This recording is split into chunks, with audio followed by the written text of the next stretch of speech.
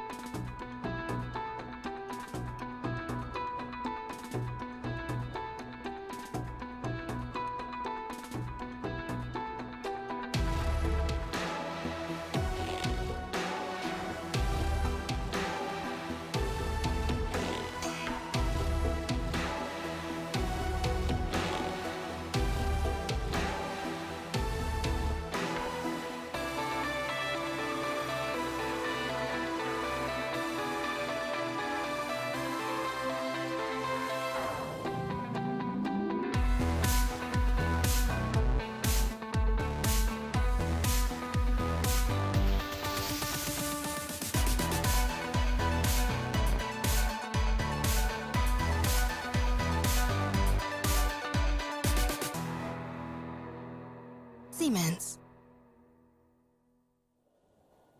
Wasn't that exciting? I hope so. Thank you.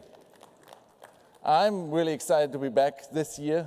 And again, I promise you it's going to be a very, very interesting session. We have a lot of things to talk about. But the most important, today, at this stage, in this session, we're going to announce a strategic alliance and partnership. And we also launch a new product, which literally will change the way products are made. And that's a very, very exciting thing. So join me for the next 45 minutes and experience how digital manufacturing and additive manufacturing is going to revolutionize the industry, how it's going to change the entire product life cycle, from the begin, the idea, to the finished product. This technology is in transition. It's in transition from prototyping into manufacturing. And ladies and gentlemen, it's happening now. It's happening now, and it's happening here at this stage today.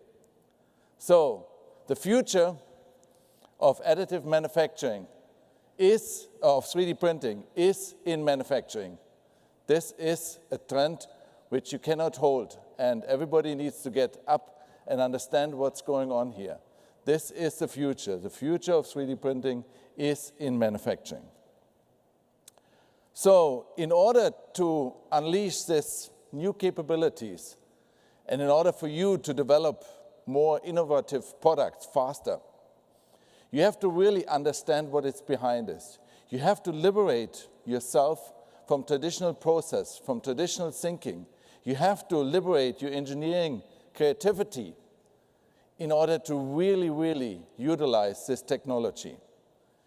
It is not so much limited today, the potential of this technology, by the technology available today and what we have seen, what is coming tomorrow, but by our ability and your ability to utilize this technology. Think in turning design for manufacturing, which is a traditional way of doing it, into manufacture what you design. Manufacture what you design. And that means think it, model it, and make it. So this is the slogan of this session, think it, model it, and make it. And you will see a lot of examples why this technology is really a game changer. Listen, have visited a lot of customers, I have visited a lot of companies involved in this, and I learn every day this technology is amazing and it can do amazing things. You can actually design products which you couldn't make before. You're totally new designs which can change the performance of your products dramatically. And that is a technology which helps you with this. It also reduces production costs in certain series. And at the end, and we'll see a few examples, it speeds up time to market. You can really do things faster, much faster than with traditional technologies. You can eliminate your inventory, and you can produce wherever you want at any space and time. If it's on the world or in space, they actually put a 3D printer on the space station already for spare parts, which is a funny thing. So anyway, this is a game-changing technology which allows you to do things which are completely different to what you have seen before. If we look at the market growth, this market is growing like crazy, double-digit in the next years. And important to see here is also that there's a large service part to it. So if you're in the service business, I mean, that's your challenge. That's your potential here. And the reason why it's a potential is because the companies cannot even apply this technology as fast as it's coming. And they're looking for service people who have the know-how and the skill sets to help them in the deployment of this technology. If you look into the product itself, then often people tell me, yeah, this is only in the consumer market, all these hobbyists and printing toys, that's a big market. No, it's not. The growth in this market is in the industrial printing. That is where you are in, and that is where the growth is. And obviously with it goes the material market. The material market will explode. It is the differentiator for you. You can make your materials in the future. There's enormous research going into this, and you can differentiate your product by making your own recipes in the materials. This will be a change in how you think. You are an engineer who can define your own products with your own materials and define differentiator for your products as you go. But the next slide is even more interesting. Why companies buy 3D printers? This is from Gartner just recently in March this year. And you can see that actually nearly 75% of this feedback is due to manufacturing reasons. They buy these printers because they want to develop new products. They want to make innovative products. They want to improve their products. And that is why they buy these printers and get into this technology. Again, the future of 3D printing is in manufacturing. It's nowhere else. It's not in prototyping. That is a technology we all understand, but the future is in manufacturing. So all of you know by now there's a lot of technology out. I'm not going into a lot of details. There's obviously the two main areas, plastics and metals. And in metals, we have metal deposition technology versus powder bed technology. It's the same in plastic. You have the traditional FDM and the real 3D printing, which we saw a couple of examples in the last weeks, which really will revolutionize on the printing process. So there's a lot of technology on top of this. I'm not going into the details. I just want to make sure that you understand the market is not one 3D printing. There's a number of technologies, and each of these technologies have a certain area where there are strengths and weaknesses. And again, the metal market is moving up, strongly moving up and taking over. In the industries, if you think that is not for your industry, you're dead wrong. Dead wrong. There's in every industry, there's examples for this technology. By the way, the revenue and the printing market per industry is really pretty much even. And it's not just complex parts, which maybe some people think. It is applying to every and each industry we know. And that's the important thing. So there's no one industry circled out. You can apply this to every industry. A few nice examples, and I like these always, and there's so many I could show, but just to give you an idea where this technology really is applied very successfully and where it shows this is going into production is the aerospace and defense industry. You see here the temperature sensor, housing sensor. That's the first FAA-approved 3D printing part, which goes into a jet engine. And you also know from the very famous GE fuel nozzle, that's a part which is going into production next year. They have really taken a very, very complex part, which is 20 single parts, and put this into one printed part. And that's an enormous thing, and actually the part has 5 times the strength of the old one. So enormous transition of what you can do with these technologies. And by the way, Airbus just announced a couple of weeks ago that they have over 1,000 parts, printed parts, in their new A340 XWB. And that's enormous, and it's growing. Obviously, there's a lot of plastic parts, but this technology is taking really its way in the aerospace industry. But not only aerospace, you saw that in the industry map. Automotive is using it too, and you say, why can I do that with this large series? No, they're taking functional parts, particularly in the area of small first null series, and that's where the automotive industry is very interested to quickly go and produce these functional parts and prototypes parts for a first series. Another very interesting is mold and die. The mold area with the interesting equidistant cooling channels, a very, very difficult problem. 3D printing can help here, and also obviously complex parts. But there's also the possibility, which I saw last week, of plastic molding, and for prototypes for small series up to 200 parts, you can use the printing process to print a complete mold, which obviously is available in a way of a day or two, versus making a whole mold, which is very, very expensive. Last not least, medical industry. The medical industry has really taken that on from a large amount of different parts, limbs, hips, and whatever you can imagine from, and they personalize this. And one very interesting example is here, a customized prosthetic where people who develop that can really change life. No? This is a nice example of this young boy where 2 engineer students from a university in Midwest really developed this prosthetic and customized it and give this boy a new life. This is amazing, and it's an amazing story. Check it out on YouTube. It really, really touches you. So this technology helps everywhere. But what accelerates the adaptation? And you all say, wow, this is very expensive, and it's very expensive too, and it takes a long time to print. Exactly, those are the 2 factors the industry is working on. They're working on the reduction in cost, and these printers will get cheaper, definitely. This is from the Wohler Associate report. And the speed. The speed is enormous what's going on.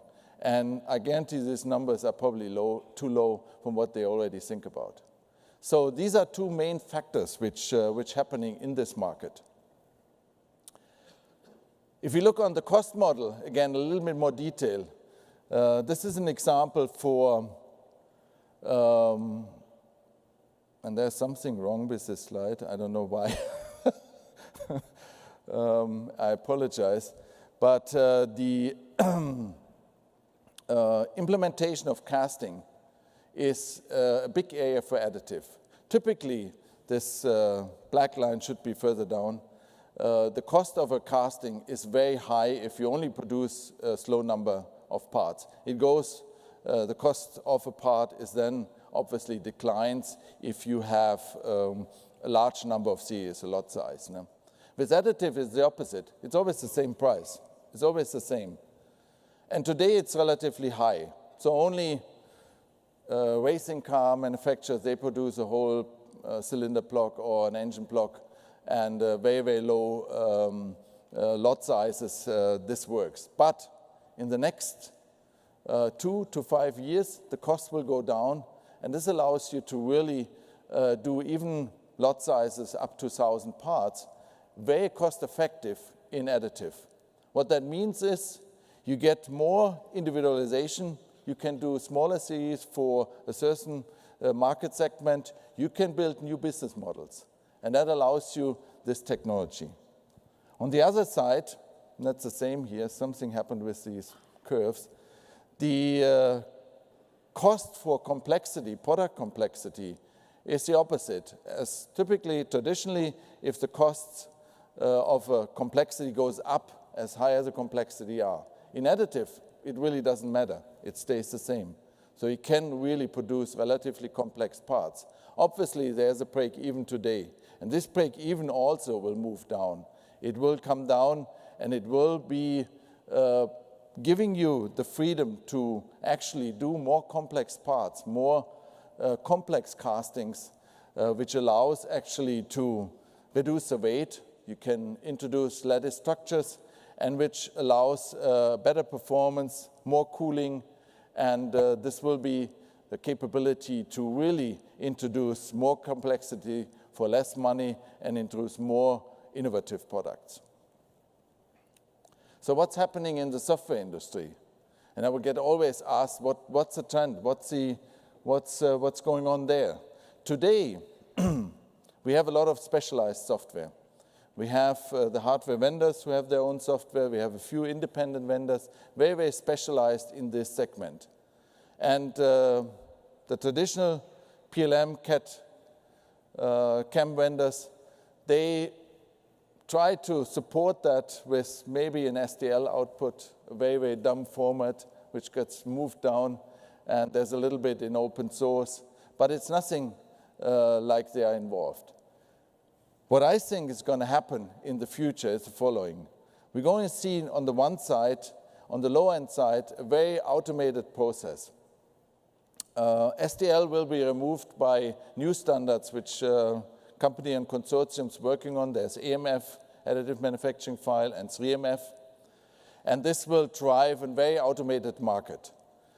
The other movement is really the integration and the demand of moving that technology into the PLM process. And that's something I want to talk about.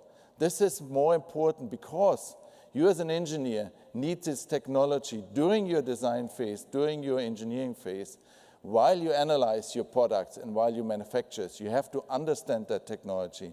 And that is why this market will grow, while the specialized software is probably decreasing over time, and the companies or the vendors, hardware vendors, will work together with the traditional PLM vendors to drive this technology. So there's a huge movement over the next 2 to 3 years, 5 years, going on in that technology. So what are we doing in Siemens? What is our agenda? We have actually looked in that for the last 1.5 years very intensively. We started, as typically all start, in the manufacturing area, and we talk about that at the end. But we're also looking very intensively what that impact is for design. And there's a lot of things we currently are involved with, developing and prototypes, and you will see this technology more and more taking part of our traditional design system. So some of the things like design rules and conditions for additive is a very new field. We have a number of research projects on this topic. Design of lightweight structures, as you could see here, that's a major advantage of additive. It's also something we work on. Complex surface patterns, or the support structure idea, which is very, very important on how you position your part and how you build your part. And there's a whole thing in materials going on. Multi-materials, the way you can build parts out of 2 materials or graded materials, is an enormous technology which has to be captured from the design phase onwards downstairs. The same thing in CAE. The engineering part is the most important part. Today, everything is really taken with a very dumb format over the wall to the manufacturing side. You need to have engineering tools to understand what is the the structural analysis, what do you do in heat transfer, deformation, level-based analysis, and you have to regulate your path, regulate your power based on what you want to do and based on your part. So topology optimization, all these things have to be integrated, and there's a feedback loop to the design and to the optimization. Last but not least, in CAM, we are looking into not only one technology, we look over the entire spectrum, and we're working with a lot of these vendors to understand what that means from a manufacturing point of view, how do we implement that, how do we do this technology more integrated in the entire product life cycle. So the challenge today is really moving this technology. What we have today is really an uncontrolled environment. You have your design part, you export an STL, and that is where your managed environment normally ends up. And that's a typical problem in prototyping. You export something out of the managed environment and prototype around this. But this is not what a production environment can do. In production environment, you really cannot stay in an unmanaged environment where you have different type of technology to basically come to your printed part. There's a little statistic which I read a couple of weeks ago. They say 50% of the initial designs are unprintable. And this is because they're just pushed over the wall. No? And they all need, a lot of them need complete rework. They are typically using 2 to 3 different software technologies to position the part, to nest the part, to slice it, and so on and so forth. This is not our vision. Our vision in Siemens is to really have a fully managed PLM environment in NX and Teamcenter, which allows us to design a part, bring it in the analysis and optimization, define the laser path and the build position, generate the file which actually goes to the printer and prints the part.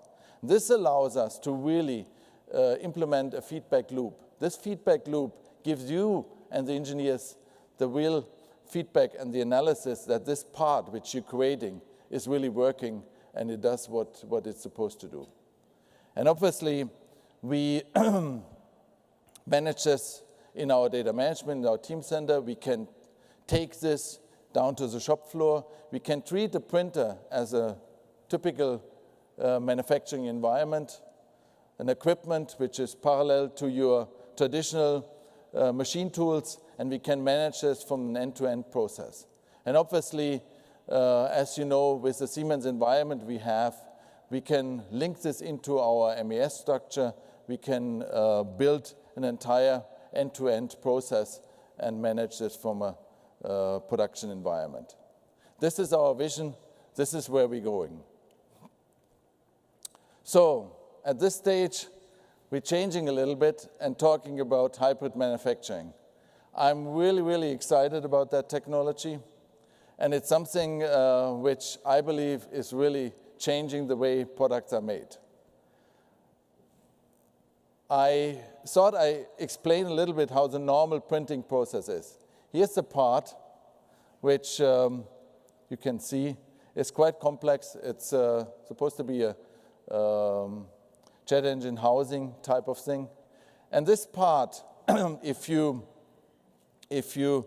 do it with a traditional manufacturing process, you basically have to go and take an STL file, as I just explained it, and you take it in a 3D printing software, and you basically print the part, and then you have a printed part.